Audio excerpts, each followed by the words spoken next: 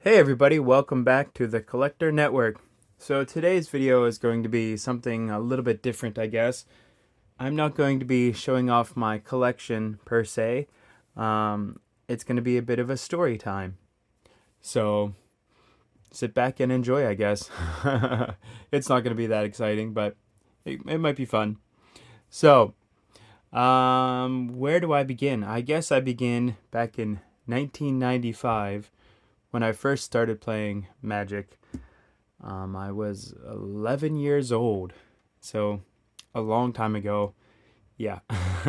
So I don't exactly remember who introduced Magic to me. I think it was one of my friends that I went to school with. Well, he was my neighbor too, actually. One of my longtime friends.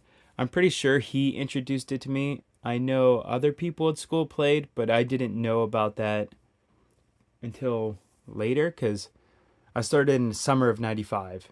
So it was in between the school years. So I was going in from 5th grade to 6th grade, I think. That makes sense. But yeah. And I don't exactly remember where I bought my cards. I think I bought them at a shopping mall. It might have been at Barnes and Nobles, or I don't remember. One of the bookstores that sold cards back in the day. I think it was Barnes and Nobles, or I don't know, something or other. But anyways, that's besides the point. And I have a vague recollection of seeing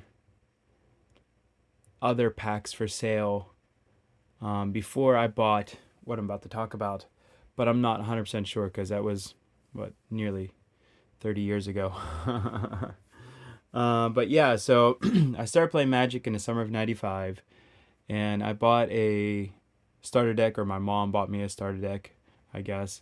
Um, and I got two rares, of course, and these are not my original rares, but I wanted to talk about the rares that I'm pretty sure I got in my first starter deck.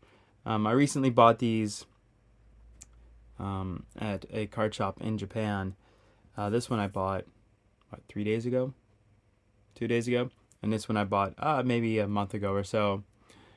But it's really interesting to know what I paid now versus what I would have paid back then. It's crazy to think about. So, what were my first two rares? And I guess I don't really remember the other cards in the starter deck. They were probably just commons. Well, of course, they were commons and uncommons, but probably nothing fancy. But yeah. So, the first rare I will reveal is a rare that I don't know if I ever played with. Maybe I did because I only had a starter deck at first, so I probably just threw everything together and played like that. But I do remember trading cards immediately when I got to school because I had friends who played, other friends who played. So I don't remember. That was nearly 30 years ago.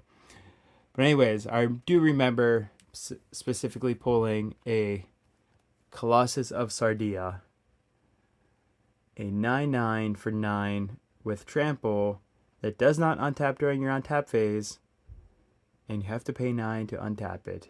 Absolutely wild that this was ever made. I mean, 9/9 for 9 trample, it seems like not very strong these days compared to other cards that are out there now. But this was a powerhouse back in the day. But nobody played with it because you had to pay 9 to untap it, which was absolutely absurd. So I don't actually ever remember if I played with it. But actually, these days in modern Magic, there could be use for it. I mean, there's ways to untap artifacts left and right during everybody's turn. So it could see use today. But yeah, I'm not going to play with it. And then the next card, I'm pretty sure I got in my first starter deck. I know I had one. And I'm pretty sure I traded it away immediately because I didn't know how powerful it really was at the time. And that was a Nightmare. A 6 mana black creature, flying, has power and toughness equal to the number of swamps you control. So basically, you bring it into play. If you paid the 6, it was a 6/6. 6/6 for 6 flying.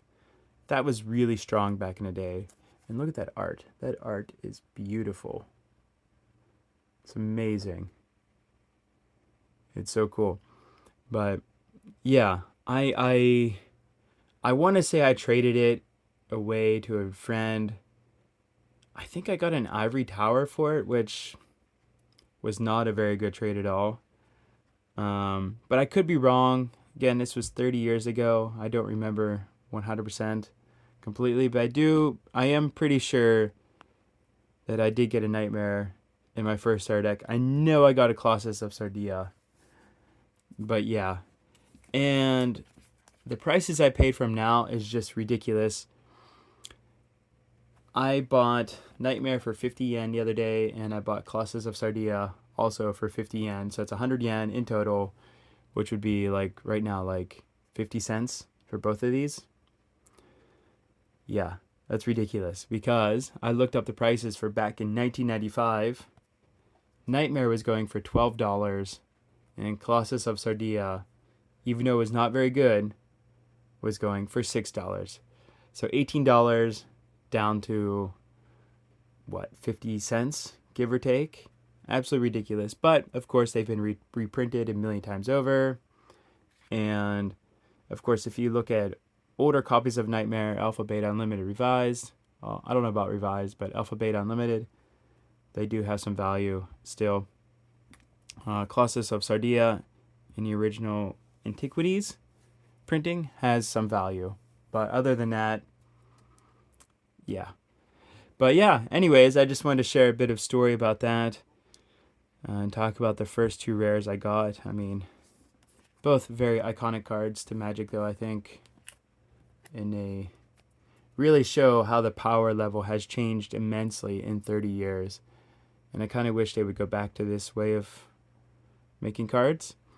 But I don't think they will because we've already hit a power level that's absurd.